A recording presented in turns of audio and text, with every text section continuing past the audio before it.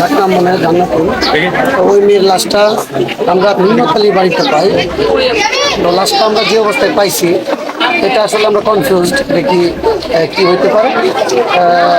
নাক দিয়া ফেনা বেরোতেছিল, এটা এমন হইতে পারে বিষ পানি আত্মহত্যা, বিষ পানি হইতে পারে, মৃত্যু হইতে পারে, আবার এটা শ্বাসফুট করে হইতে পারে। আমরা কনফিউজ আসলে পোস্টমর্টমের রিপোর্ট ছাড়া আমরা বলতে পারবো না কি হয়েছে। মৃতের দেহে কোনো আঘাতের চিহ্ন আছে কিনা? না, মৃতদেহে কোনো আঘাতের চিহ্ন আমরা পাইনি। আপনার কি মনে হচ্ছে যে হত্যা না আত্মহত্যা এরকম কি? আসলে এখন কনফিউজড, এটার ডিসিশনটা দিতে হলে ডাক্তারের মতামত লাগবে। কারণ আমরা কোনো বডিতে যারা দেখছি সুরতাল করছি আমরা, যারা সাথে ছিল, আমরা কোথাও কোনো আঘাতের চিহ্ন পাইনি, তবে নাক দিয়া ফেনা পাইছি। তো এটা এমনও হইতে পারে এটা বিষপান হইতে পারে, অথবা এটা শ্বাসরোধ হইতে পারে। তো এটা ডাক্তার স্যার আমরা বলতে পারবো। গর্ভে কোনো আলামত পাইছেন? আলামত পাইছি, ওই বাসায় অনেকগুলো আলামত পাইছি, আমরা সেগুলো জব্দ করছি।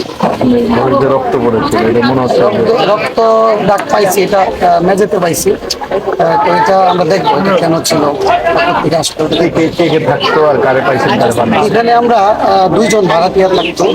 একজনের নাম হচ্ছে হাবিবুর রহমান, আরেকজন যে মারা গেছে জান্নাতুল জাহানারা। তো হাবিবুর রহমান একসাথে থাকতো, স্বামী কিনা বা ওনার বন্ধু কিনা এটা আমরা কনফিউজ। তো বাড়িওয়ালা জানায়, বাড়িওয়ালার কাছ থেকে জানতে পারলাম ওরা হাজব্যান্ড ওয়াইফ ছিল। আর এটা পারিবারিক বিরোধ হইতে পারে বা কিছু একটা হইতে পারে, আমরা নিশ্চিত হলে এটা আমরা এই পোস্টমর্টম রিপোর্ট পাবো, পাইলে আমরা জানাতে পারবো এবং সিনিয়র স্যার এটা নিয়ে কথা বলবো। একটা ডায়েরিতে দেখা যায়, ডায়েরিতে কি লেখা ছিল?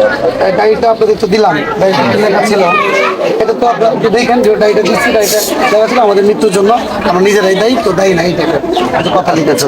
মামলায় গেলে আত্মীয় স্বজন আসতে কারো যাতে হয়রানি না করে এই ধরনের একটা ছিল। যদি আত্মীয় স্বজন এসে মামলার ব্যবস্থা করে আমরা তো অবশ্যই মামলা নিব, আর মামলা নিয়ে ওরা যদি আত্মীয় স্বজন আইসা জাহাতে আমরা অবশ্যই মামলা নিব এবং আমরা আইনগত ব্যবস্থা নিব।